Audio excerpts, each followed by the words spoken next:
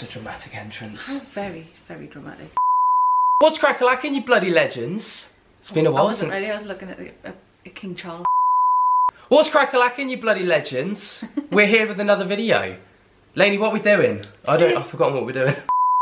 A few weeks ago, I put... There's an app called NGL, not gonna lie. Okay. And it's like, you can use it on your Instagram, you can set a theme or just keep it general, you can ask questions and then people can respond to the question. But anonymously? So they can, if that makes sense. So I put a call out saying, ask us anything anonymously. Right. And we're going to answer the questions. That puts us in some hot water, I reckon, because, like, you know, the anonymous thing is all like, that's what's getting to me. That's what makes it spicy. If you want to get involved in something like this, you need to go and follow us over on our Instagram, Lainey and Ben, link in description. Go and follow us over there, and then you can get involved with videos like this. Right, shall we do it? Yeah, man, let's go. Would you ever come to Australia for a meet and greet? Love you guys. Absolutely, man. Australia's well up there on the bucket list. Does your uncle live in Australia now? No, America. He used to live in Australia. Well, he lived in America, then lived in Australia, and then went back to America. Oh, that's what it was. I thought it was the other way around. No. I would definitely love to go to Australia when it's winter our time, because then it's summer their time. Yes. And you just get like an extra Oh, we should spend 6 months here, 6 months there, and then bang, we get summer all year round. Yeah, I might actually get a tan for once. To answer the question, yes. Any advice on coping without my little one when he goes to nursery for a few days in September? Okay, first things first. If you try and bear in mind that when your little one goes to nursery, it's gonna be an adjustment, okay? So don't expect it to be easy for either of you at the beginning. One thing I always used to say to the parents is, the first day they'd come, they'd be all right about it. Usually the second visit, they know what's happening. That's when the separation anxiety kicks in. They know that you're going to leave them. Yeah. They still don't fully know the routine. No. They still don't fully know the staff. So expect that, you know, the first, maybe like the second, third or fourth visit to be a little bit more wobbly. I do know that they get settling in visits. So expect that. Yeah. My advice would be to choose something to do for yourself while your little one's in nursery. That's something lovely and positive and nice for you. Go and get your nails done if you can. Go and sit and have a coffee somewhere and read a book.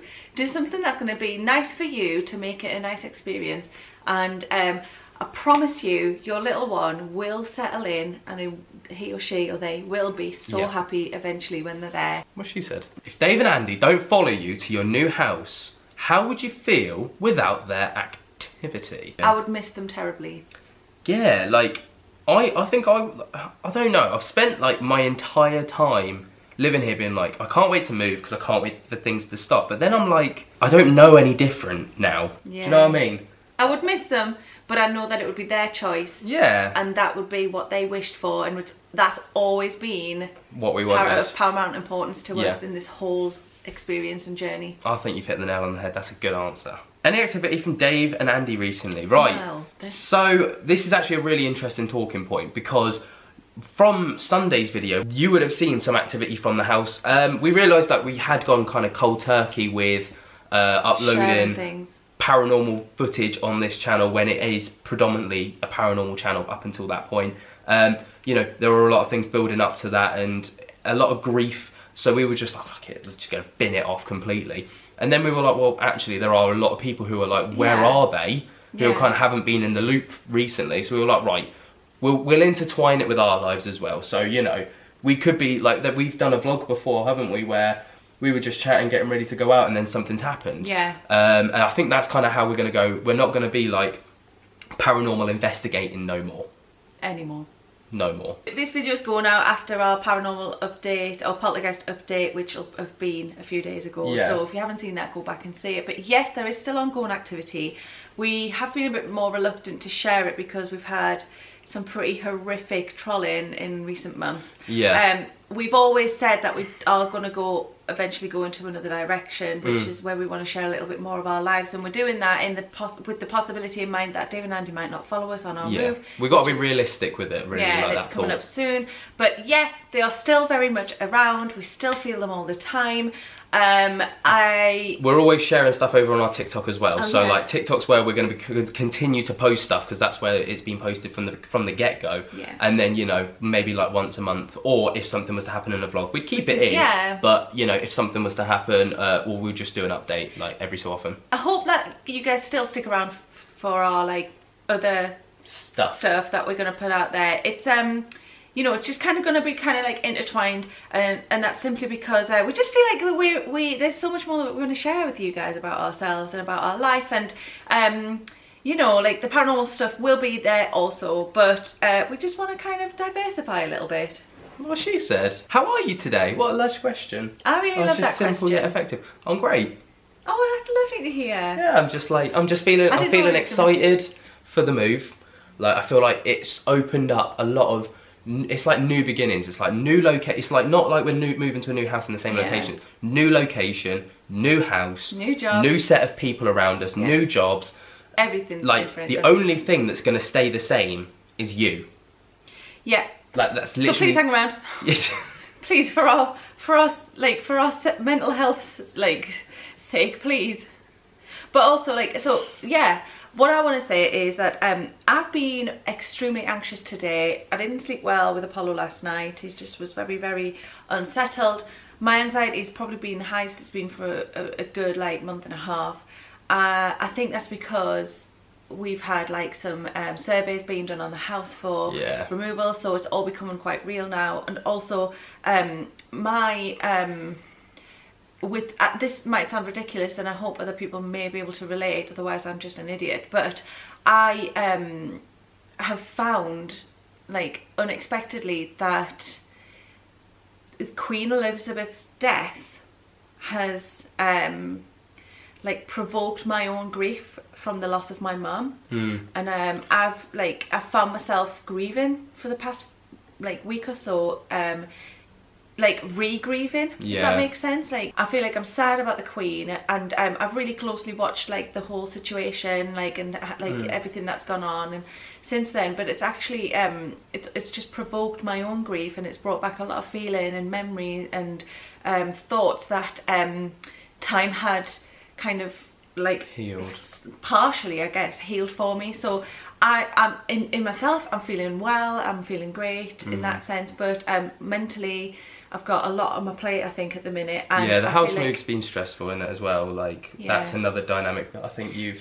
struggled with. I just feel like I'm kind of grieving a little bit again at the moment.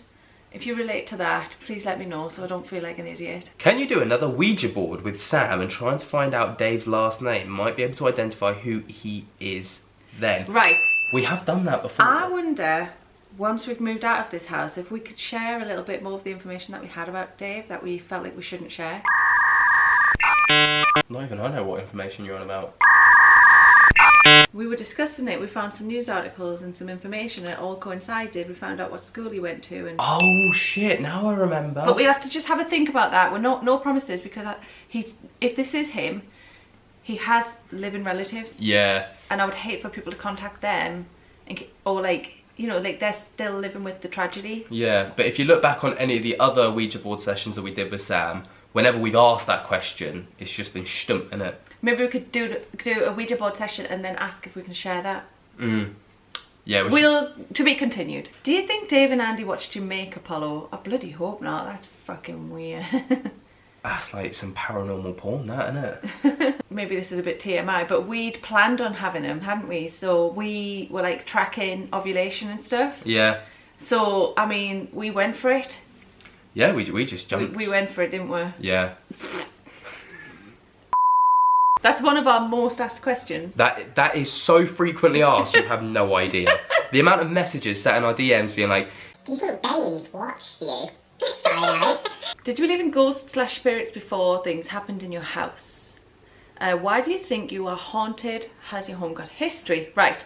I'll tell you what, because we've covered this in quite a lot of depth, and I don't think we'll have, like, the time to cover it here, I'm going to link down below a video where we've got all the information that we know up until this point. Yeah, that's what. Yeah, because otherwise this video's gonna be too long. Yeah, are gonna get bored. That will probably be the best way. So link in the description for that one. Name 3 things that happened in life that you are thankful for. Okay. Lainey, Apollo, you. I think those are my 3 things. Yeah. Like, I'm grateful to have found you. I'm grateful to have had Apollo, and I'm grateful that we've managed to build a community with, like, this. Yeah. I would say those are 3 blessings. Absolutely. Ben saved my life when I met him, quite literally. So definitely Ben. Apollo has just been an absolute blessing. The truest, the most like deep joy I've ever like experienced. Yeah. And you guys are the purpose. You guys are the reason that we get up and get about. And, yeah, you know, so, absolutely. Yeah. You're the drive, you're the power, we stay hungry, you devour. Hold up, I'm just going to stop the video right there for a second. Over on the members section of our channel, we actually did some behind the scenes and very spicy questions. Ones including secrets that we've kept from one another and Lainey's actual name, because Lainey's name isn't actually Lainey. It's just because I hate it. I hate my real name. So if you want to become a channel member, support the channel to do new and exciting things with our videos and also get exclusive content like extra videos, early access to videos and loads of other cool things and getting involved with future videos, then be sure to get down in the description where there is a link. Believe me, you're not going to be disappointed. Anyway, continuing with the video. No shade, so apologies if this offends, but did either of your families have an issue with the age gap? Okay. No, not really. I think my... Wait, shall we just explain the age gap? Oh, yeah, I'm sure some of you know, but in case you don't, there's a 12-year age gap between Ben and I. He is... We won't tell you who's got the 12 years experience. It's blatantly obvious. My family are like the least judgmental people that you'll ever meet. I'll come back to Their that. sole interest in, and like we are, like I have 5 brothers and 3 sisters and we're all like this. Our sole interest is the happiness of each other. Yeah. In whatever shape that comes in. My family and my dad have never ever had an issue with it. Have they? They welcomed you in with open arms, haven't they? Yeah, man. It was like I'd known them already when I met them. That's the kind of vibe I got, and it was like, oh, this is cool. Yeah. I think with my family, it was the same, wasn't it? Really. I think there was like a few glitches or little hiccups where it was like. So Ben and I were getting to know each other, and one of Ben's friends decided to go to your mother. Oh shit! I forgot all about this. And be like, oh my god, Ben's dating a 31-year-old, and made a massive thing of it. And we weren't even like dating or anything. We were just getting to know each other at that point. Yeah. So there was nothing serious. Then Ben's mother kind of got concerned and sat him down at the table and started questioning him. It was the weirdest thing, right? Because I'd just come in from like being out with my mates. I've come in. My mum's like, sit down. I'm like, who the fuck do you think you, like, you know, like, me and my mum, you would have known from that video I made last Sunday, me and my mum don't have that relationship where she's like, sit down, we need to talk. It's like, you know, I was like, the fuck do you think you can pull rank on me? Like, you fuck off, you know, it was one of them. And then she's like, I've heard this, and I'm like, well, you can hear what you want, I'm off. And then I got up and left. Yeah, Ben was like, I'm not confirming nor denying. Nah. But then, so should we tell the story of how I met your family? Oh god, yeah, right, go we on. weren't actually an item, but Ben had come to spend some time at the weekend, hadn't you? Yeah. So it was a Saturday morning.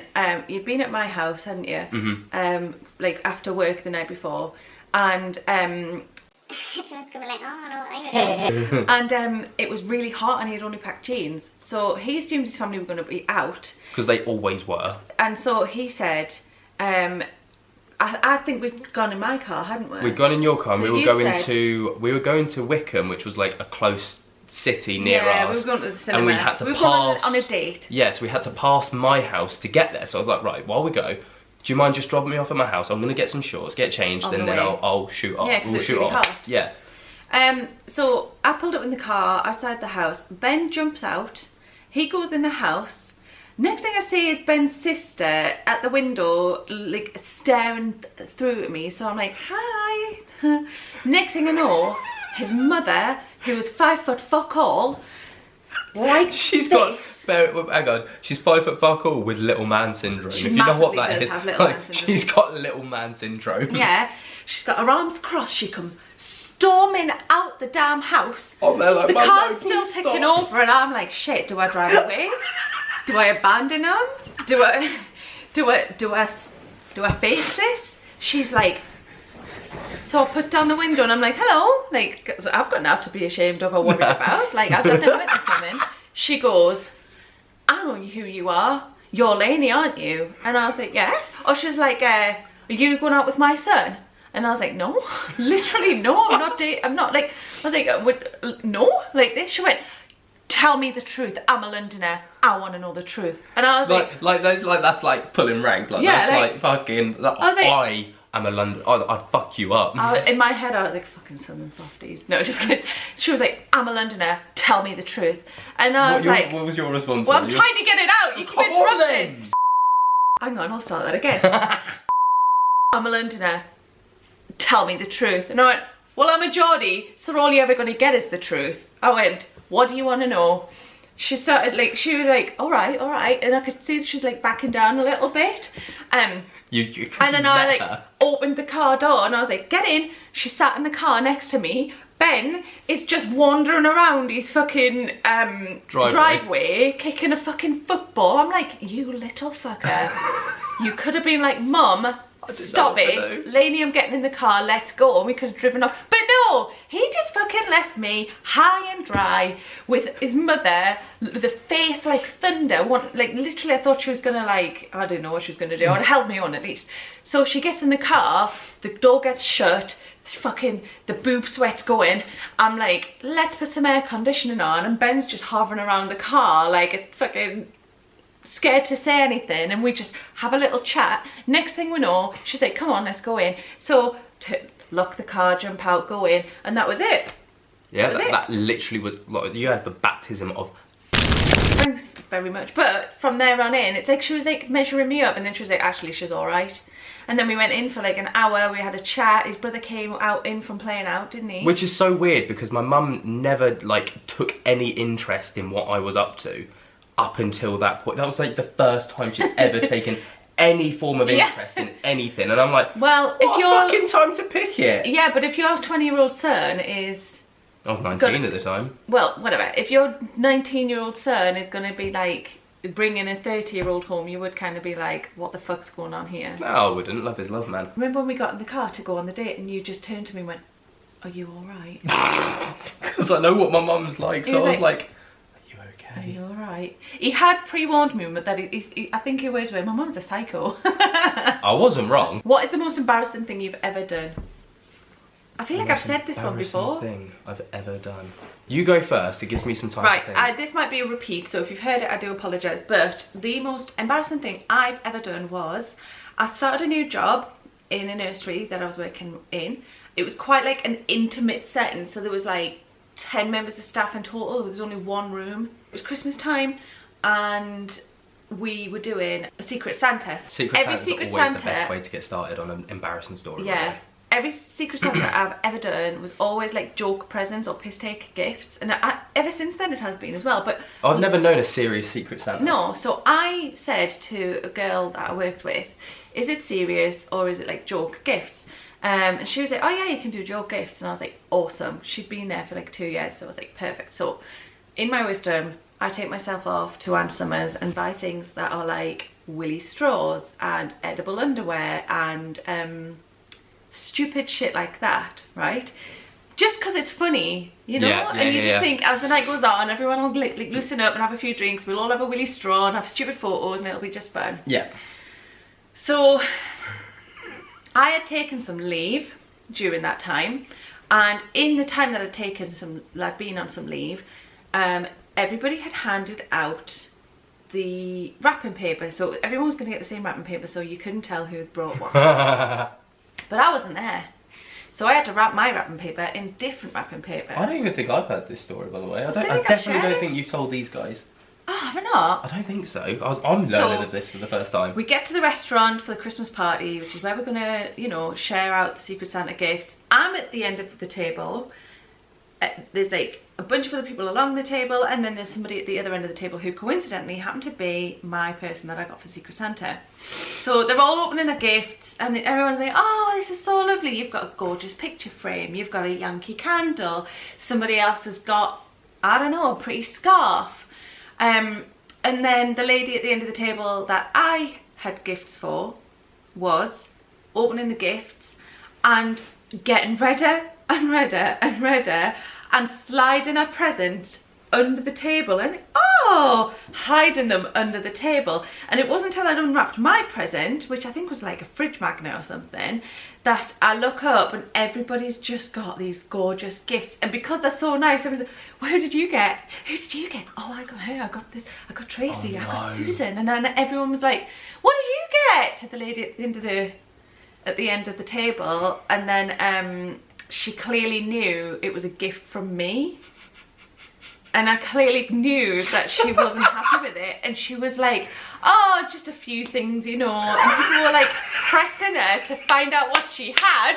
And she didn't want to admit it. And she knew it was me. And everybody, through a process of elimination, knew that I'd given poor Julie penis straws and edible underwear. She was a big girl too.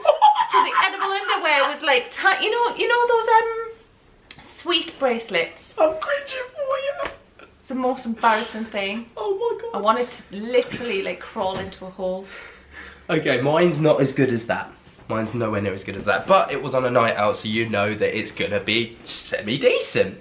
So the night starts off rough. Alright, so basically we go to Wetherspoons, you know, that's where you loosen up, you have your pre-drinks and you get ready for the big night. You get your jug of cocktail. Absolutely. So there's me and 3 other lads, alright? I work with all 3 other lads. And one lad, Martin, he goes off and he goes to get the beers in, right? Little do I know, bearing in mind I'm the youngest there, an apprentice, so he's literally there, he's like, I'm gonna have this kid's fucking pants down, right? So he goes up to the bar and he orders his 4 beers, but in 2 of them, he ordered Sambuca shots and put them in. I didn't know. So I take a drink of the beer and I'm like, this tastes a bit weird. Bit aniseedy. So I'm like, mate, does your beer taste alright? He's like, it's a bit weird. So we swap beers and try each other's. After realising that they both tasted the same, bearing in mind he also had the Sambuca shot in it, I'm like, oh, must just be me. So we swap back and we just keep drinking it, right? Yeah, that's fine. That's when the night began to spiral a little bit, okay? So, you know, we go off from Spoons, we go into the nightclub, and then it's like, it's a good time. I'm absolutely fucking wrecked. I don't know how I managed to blag my way into this nightclub. I was rickety wrecked, all right? Like, I'm seeing triple. So you have to, like, ascend the stairs to get into this nightclub. Why do nightclubs have stairs? Like, you have to ascend the first hurdle. It's almost like a drunk test. Yeah. If you manage to get past the stairs, you're good to go in. Yeah. So I go up the stairs, I make it in, it's a good time, I'm having drinks, and I go over, and my mate's got in for more beers again. Bearing in mind, like, we are like 10 shots deep here.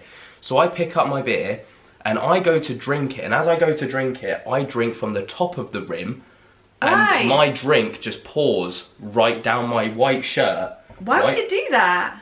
Because I can't tell the difference between top and bottom of this like glass. So I drink it and this beer goes all down my shirt, this white shirt, right? I put it down and I just go to my friend across the table and he's like, you're fucked, you need to go. And I'm like, no, I'm good. So he goes over and gets the bouncer and I see him going to get the bouncer because he knows that I'm like What sort of a friend is that? Well, not a very good one, clearly, right? So he goes over to get, like, tells the bouncer, like, look, he's, like, mashed, he needs to go home.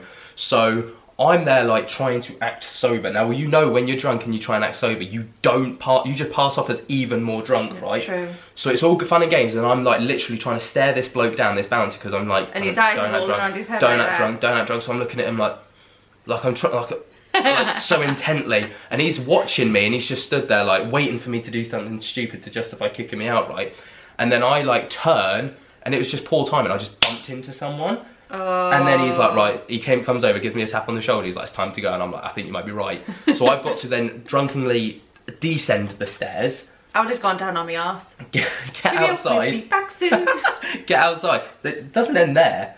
I realised that there's no taxis about. Because like all the taxis would usually line up outside the nightclubs because they know that, you know, you just climb into a taxi, you know, say I'm going home.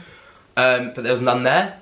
And I was like, in my mind, it made more sense to walk home than to wait for a taxi. Okay. So I walked from town to home, which is maybe a 45 minute walk.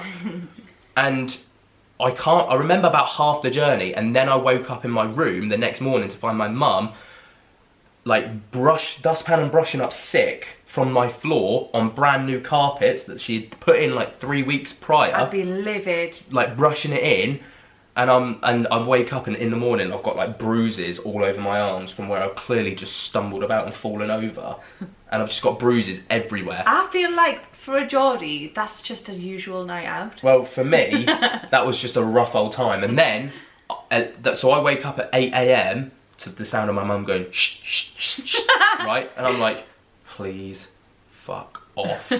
And she's like, you're an idiot. And then she leaves, and then 11 AM I've got kick off for a football match. Oh yeah. I go out, I'm still smashed, I'm just stumbling about the pitch, managed to put in a man of the match performance. Big up me.